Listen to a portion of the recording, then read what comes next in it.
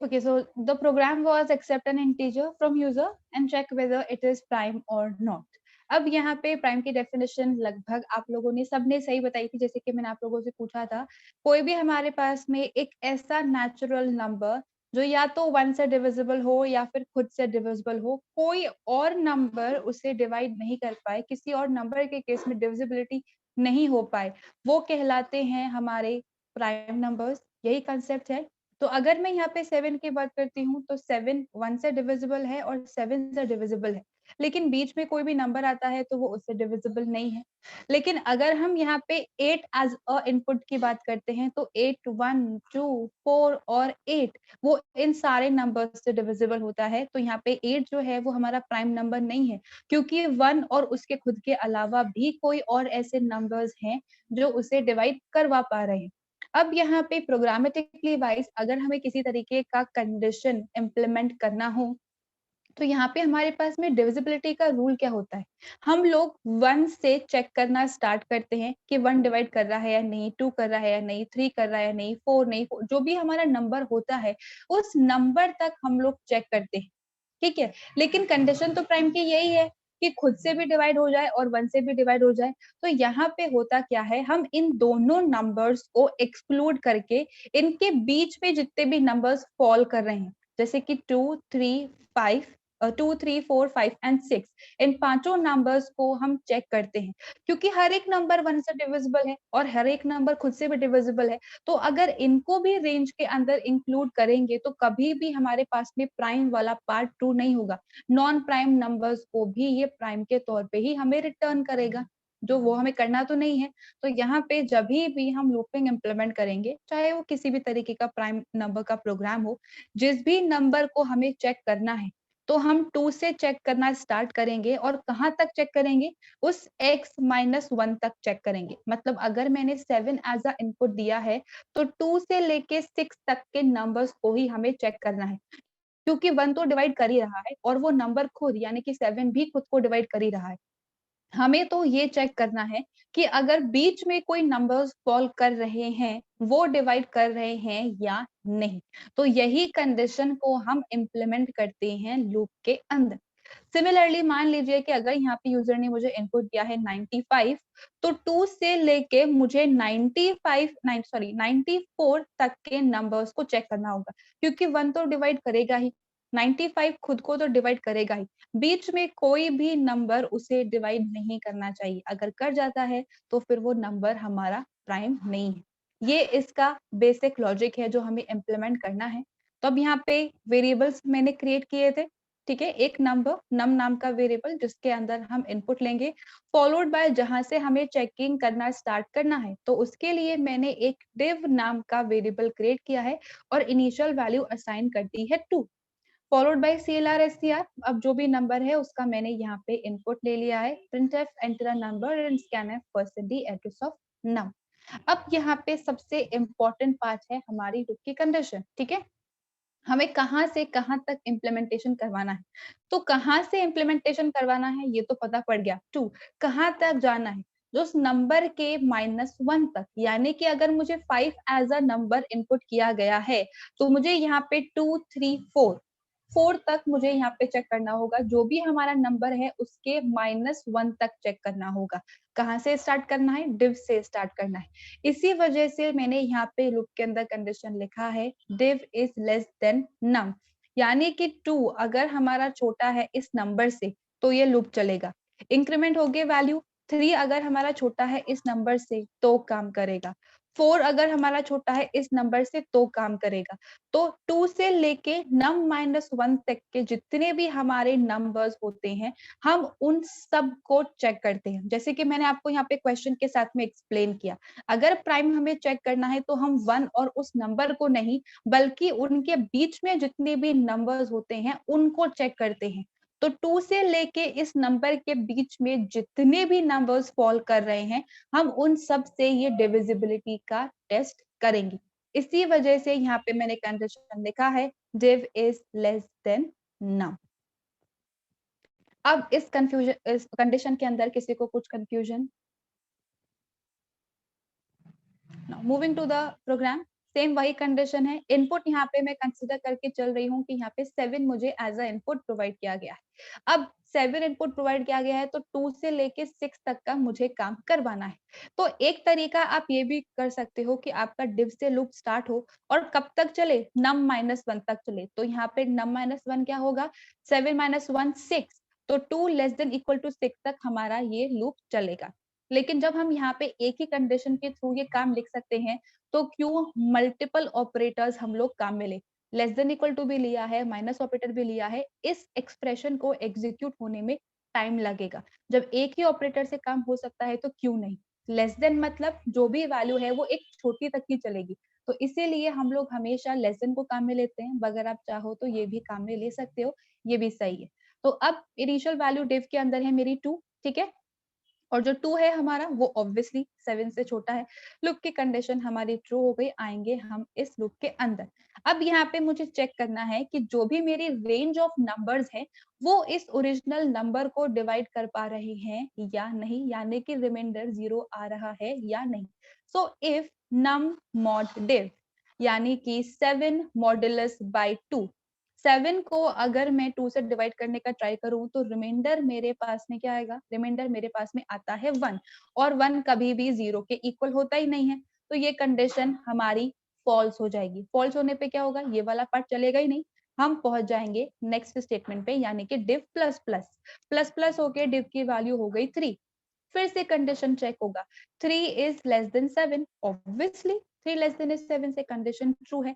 फिर से आएंगे इसके अंदर, 7 mod by 3 इक्वल्स टू 0, तो यहाँ पे भी हमारा जो रिमाइंडर है वो 0 नहीं आएगा, 1 ही आएगा यहाँ पे, और 1 0 के बराबर नहीं होता है। तो फिर से ये वाला पार्ट नहीं चलेगा। फिर से आ गए डिफ के अंदर, फिर से प्लस प्लस होगा, इंक्रीमेंट होके वैल्यू हो गई 4।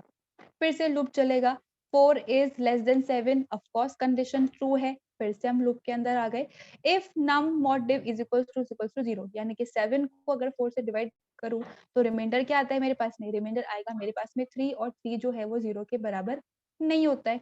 तो उस केस में फिर से ये वाला पार्ट नहीं चला। फिर से आ गए हम इस div प्लस प्लस पे, इंक्रीमेंट होके वैल्यू हो गई 5।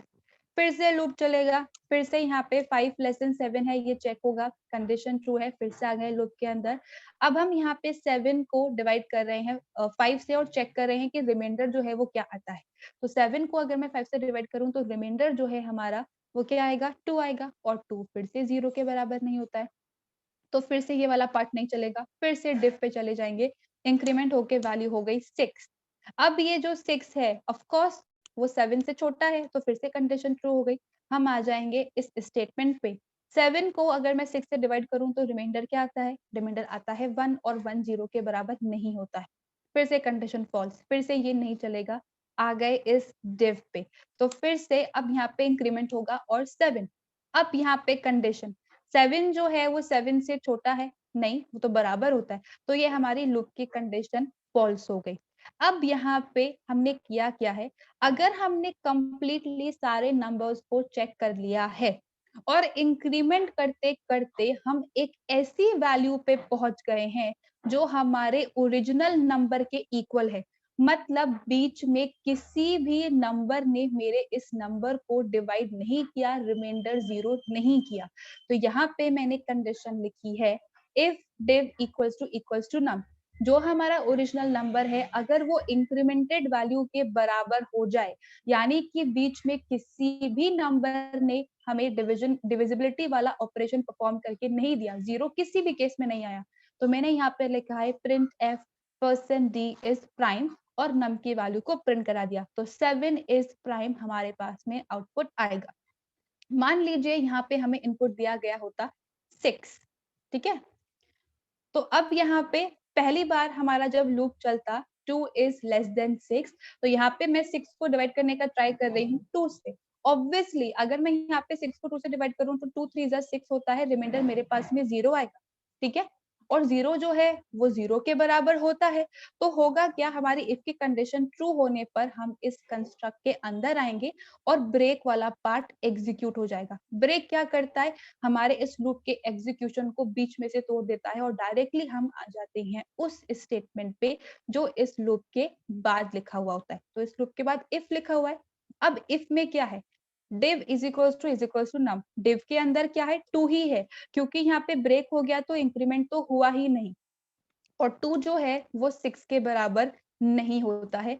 तो इफ की कंडीशन फॉल्स होने पर हम आ जाएंगे एल्स वाले पार्ट के अंदर, और यहाँ पे हमारे पास में मैसेज आएगा that person D is not prime, यानी कि 6 इज नॉट प्राइम। उसके बाद get C H, and that's how our program will work in the case of prime and non prime. Basically जो पार्ट है वो हमारा ये है, कोई भी नंबर अगर उसे डिवाइड कर देता है तो फिर आगे चेक करने की जरूरत ही कहाँ रही, हमें पता पड़ गया ना पहले स्टेप में ही कि ये नहीं हो रहा है, प्राइम है ही नहीं, तो इसी वजह से मैंने यहाँ पे इस लूप को ब्रेक करवा दिया है। अगर जैसे अभी किसी एक ने कहा कि मैंने यहाँ पे काउंट वेरिएबल काम में लिया है, बिल्कुल आप ले सकते हो, फिर होगा क्या 2 3 4 5 सबसे ये डिवाइड करके देखेगा, तो करवाने की जरूरत ही नहीं है, क्यों इतना टाइम कंज्यूम करे, पहली बार में पता चल गया है तो बस लूप के एग्जीक्यूशन को रोक दो, बाहर आ जाओ। अगर नहीं डिविजिबिलिटी हो रही है तो फिर हम यहाँ पे कंटिन्यूस चेकिंग परफॉर्म करते हैं, and that's how you can check whether a number is prime और नॉट। अब किसी को कंफ्यूजन है then please do raise hand. वैसे मैंने यहाँ पे काफी सारे ड्राई रन ऐड कर दिए हैं, 2 तो पहले से ही थे, मैंने और भी यहाँ पे 2 नंबर्स का ऐड कर दिया है। प्रोग्राम में किसी को कंफ्यूजन है तो पहले आप लोग वो पूछ लीजिए, फिर हम लोग ड्राई रन वाला पार्ट एक और फिर से देखें। ऑलराइट, तो यहाँ पे जैसे कि मैंने कहा कि मैं यहाँ पे यूजर से कंसिडर कर रही हूँ कि उसने 5 एज अ नंबर इनपुट किया है, ठीक है।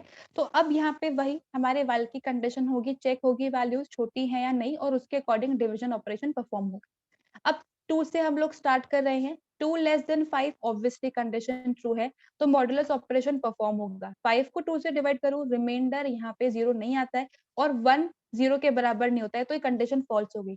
कंडीशन फॉल्स हो गई तो ब्रेक चलेगा ही नहीं, डिव में इंक्रीमेंट हो गया, 2 + 1 ये बन गया 3। नेक्स्ट टाइम हमारा लूप चलेगा 3 इज लेस देन 5, फिर से कंडीशन ट्रू है। 5 को हम लोग यहाँ पे 3 से डिवाइड करके देखेंगे, रिमाइंडर हमारे पास में यहाँ पे 2 आएगा, और 2 0 के बराबर नहीं होता है, फिर से कंडीशन फॉल्स हो गई। फॉल्स होने के बाद फिर से ब्रेक नहीं चलेगा, फिर से डिव प्लस प्लस होगा, 3 + 1 बिकम्स 4। अब फिर से कंडीशन चेक होगी, 4 इज लेस देन 5, ट्रू है, लूप के अंदर आएंगे। 5 को 4 से डिवाइड करने का ट्राई करूं, रिमाइंडर आता है 1, 1 0 के बराबर नहीं होता है, कंडीशन हो गई हमारी फॉल्स, ब्रेक फिर से नहीं चलेगा। div plus plus 4 + 1 becomes 5। अब जब लूप की कंडीशन चेक होगी तो 5 5 से छोटा नहीं होता है, तो हम आ जाएंगे लूप के बाहर। अब जो हमारे डिवीजन की वैल्यू है और जो हमारे नम की वैल्यू है वो दोनों बराबर हो गई हैं, क्योंकि बीच में किसी भी नंबर ने हमारे ओरिजिनल नंबर को डिवाइड नहीं किया। तो आउटपुट आएगा आपके पास में 5 इज प्राइम। ये है सबसे पहला dry run.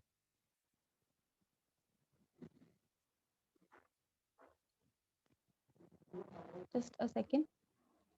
Now the second number that I have considered is 8.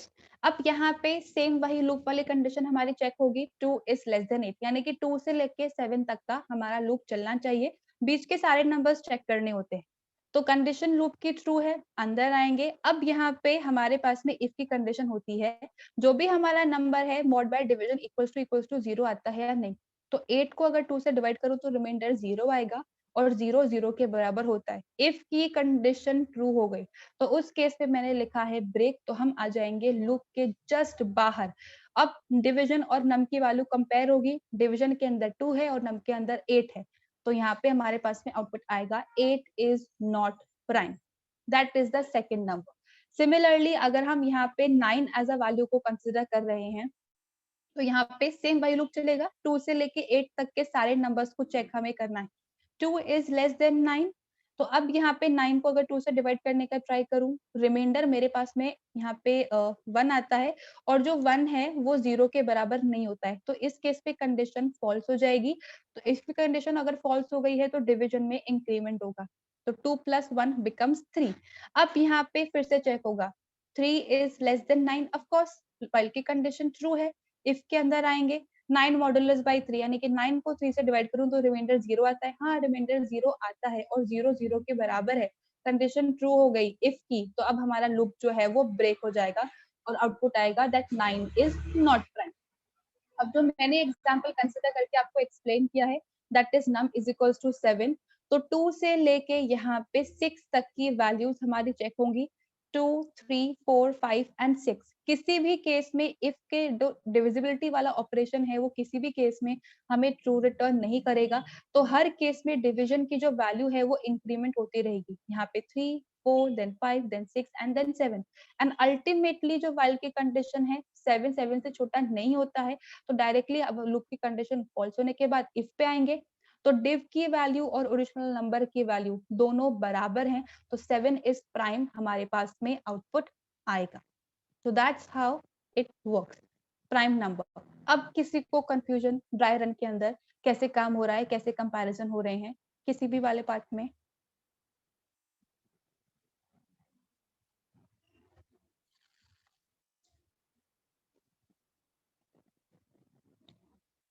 अभी टाइम है हमारे पास। नेक्स्ट जो हमारे पास में एग्जांपल है that is of continue statement. अब यहाँ पे नेक्स्ट जंप स्टेटमेंट हम स्टार्ट कर रहे हैं आज ब्रेक के बाद कंटिन्यू। कंटिन्यू का अगर सिंपल टर्म में हम लोग मतलब समझे तो उसका मतलब क्या होता है कि आगे जो चीज है उसे मतलब आप कंटिन्यू करते रहो, सेम चीज को आप करते रहो, परफॉर्म करते रहो, बीच में रुकना नहीं है। वी कहते हैं विल कंटिन्यू टुमारो, मतलब सेम चीज को वहीं से रिज्यूम करेंगे। तो लगभग वही जैसा कुछ है। ये भी ब्रेक की ही तरह एक कीवर्ड होता है, लेकिन कंटिन्यू के केस में यहाँ पे हमारे पास में ऑप्शन ये है कि हम इन्हें हमेशा लूप्स के साथ में ही काम में लेते हैं। ब्रेक में हमारे पास में ऐसा होता था कि वो स्विच के साथ में भी काम करता है, लूप के साथ में भी काम करता है, लेकिन कंटिन्यूस को हम यूजुअली लूप्स के साथ में ही काम में लेते हैं। अब इसकी जो एक्चुअल वर्किंग है वो क्या है? देखिए, कंटिन्यू का सिंपली मतलब होता है कि जो भी काम है उसे आप करते रहो, बीच में रुकना नहीं है। ब्रेक में ऐसा होता है कि वो हमारी एग्जीक्यूशन को बीच में रोक देता है, स्टॉप कर देता है या टर्मिनेट कर देता है।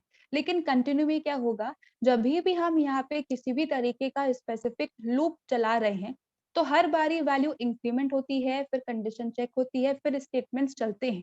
तो जहां पे भी कंटिन्यू लिखा होगा उस कंटिन्यू के बाद लिखे हुए जितने भी स्टेटमेंट्स हैं वो स्किप हो जाएंगे और वैल्यू ऑटोमेटिकली इंक्रीमेंट होके हमारा नेक्स्ट आइटरेशन चल जाएगा। एक बारी फिर से मैं स्टेटमेंट रिपीट कर रही हूँ, सब लोग ध्यान से सुनना। कंटिन्यू में क्या होता है, हमने इस कंटिन्यू स्टेटमेंट को लिखा हुआ होता है, इस कंटिन्यू के बाद जितने भी स्टेटमेंट्स लिखे हुए होंगे वो सारे स्टेटमेंट्स स्किप हो जाएंगे और यहाँ पे ऑटोमेटिकली एक वैल्यू इंक्रीमेंट या जिस भी तरीके का अपडेशन हमने किया है, डिवाइड बाय 10 या प्लस माइनस जो भी अपडेशन है वो अपडेशन हो जाएगा और नेक्स्ट आइटरेशन हमारा स्टार्ट हो जाएगा। तो कंटिन्यू में कभी भी लूप हमारा ब्रेक नहीं होता है, बल्कि इंक्रीमेंट होके नेक्स्ट वाली वैल्यू के लिए हमारा लूप चल जाता है। That is continue. अब एक बार एग्जाम्पल देखते हैं, एग्जाम्पल और आउटपुट से आपको और क्लियर हो जाएगा हाउ एग्जैक्टली इट्स वर्किंग। देखिए, यहाँ पे मुझे सिंपली करना क्या है, मुझे एक टेबल टाइप वैल्यू डिस्प्ले करवानी है। तो मैंने यहाँ पे एक वेरिएबल क्रिएट कर लिया नम नेम का, मुझे 5 की टेबल डिस्प्ले करवानी है, ठीक है। तो यहाँ पे मैंने यूजर से इनपुट ले लिया, डायरेक्टली वेरिएबल क्रिएट किया और वैल्यू असाइन कर दी। चाहो तो यूजर डिपेंडेंट भी बना सकते हो, इनपुट लेके आप काम करवा सकते हो, मैंने तो खुद ही वैल्यू असाइन कर दिया।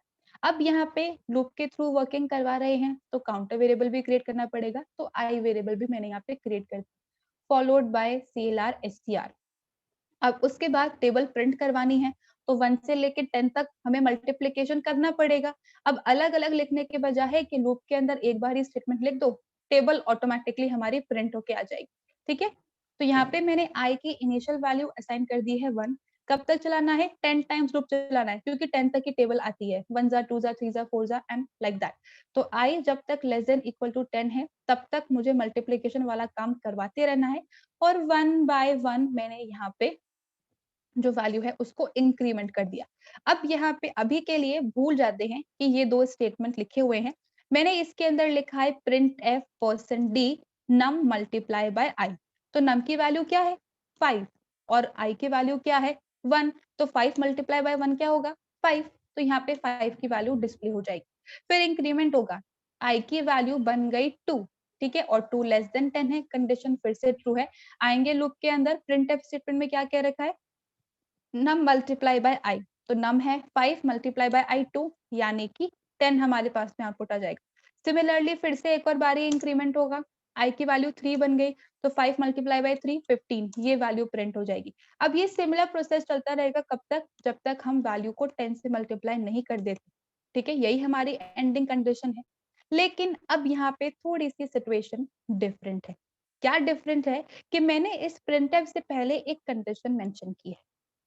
इफ आई इक्वल्स टू 5 और इसके अंदर मैंने लिख दिया है कंटिन्यू फॉलोड बाय सेमीकोलन।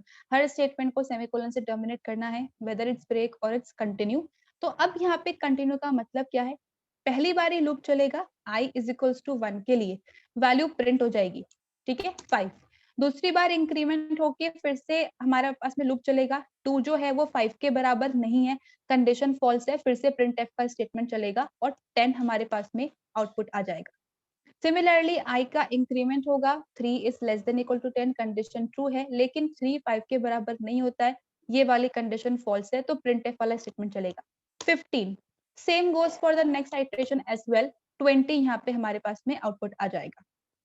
अब यहाँ पे इंक्रीमेंट होके जब हमारी आई की वैल्यू 5 हो चुकी है, तब यहाँ पे ये वाली कंडीशन हमारी ट्रू हो जाएगी। 5 5 के बराबर होता है, तो ये कंडीशन ट्रू हो गई और यहाँ पे मैंने लिखा है कंटिन्यू। अब कंटिन्यू का मतलब क्या है? इस कंटिन्यू के बाद जितने भी स्टेटमेंट्स लिखे हुए हैं उन सबको स्किप कर दो और नेक्स्ट आइटरेशन स्टार्ट कर दो। नेक्स्ट आइटरेशन का मतलब आई की वैल्यू इंक्रीमेंट होके बन जाएगी 6 और 6 लेस देन है 10 से, कंडीशन ट्रू है और फिर से वही स्टेटमेंट्स हमारे एग्जीक्यूट होंगे। 6 जो है वो 5 के बराबर नहीं होता है, तो ये नहीं चलेगा। प्रिंटफ में आके 20 के बाद हमारे पास में डायरेक्ट वैल्यू आ जाएगी 30। सेम गोज फॉर यहाँ पे 35, देन 40, देन 45, देन 50। तो ये वैल्यूज हमारे पास में आउटपुट के तौर पे आती रहेगी। सिर्फ कंडीशन के ट्रू होने पर हमने एक बार एक कंटिन्यू स्टेटमेंट को काम में लिया है, तो इसके बाद जितने भी स्टेटमेंट्स लिखे हैं वो स्किप कर दिए जाएंगे, मतलब एग्जीक्यूट नहीं होंगे। नेक्स्ट आइटरेशन चल जाएगा, यानी कि वैल्यू को अपडेट करने के बाद अगली वाली वैल्यू के लिए हमारा लूप एग्जिस्टेंस में आएगा। तो कभी भी अगर हमें कुछ स्पेसिफिक वैल्यूज को स्किप करना है या फिर किसी भी तरीके की हमें कुछ भी स्किपिंग ऑपरेशन परफॉर्म करना है, किसी वैल्यू को स्किप करना है, लाइक मैं कहूँ कि 5 के साथ में या फिर और के साथ में मैं ये कहूँ कि अगर ये 7 के बराबर हो, तो भी यहाँ पे काम नहीं हो, तो भी कंटिन्यू हो जाए, तो यहाँ पे 35 भी हमारे पास में आउटपुट नहीं आएगा, क्योंकि 5 मल्टीप्लाई बाय 7 35 होता है, तो यहाँ पे 2 बार कंटिन्यू स्टेटमेंट एग्जीक्यूट होगा, तो यहाँ पे 2 बार हमारे पास में वैल्यू नहीं आएगी। तो कंटिन्यू का सिर्फ इतना सा ही यूसेज होता है, एक नेक्स्ट आइटरेशन को स्टार्ट कर दिया। तो बेसिकली नेक्स्ट आइटरेशन को हमने फोर्सफुली स्टार्ट करवाया है with the help of continue statement. तो that was all about this part. किसी को इसमें कुछ कंफ्यूजन?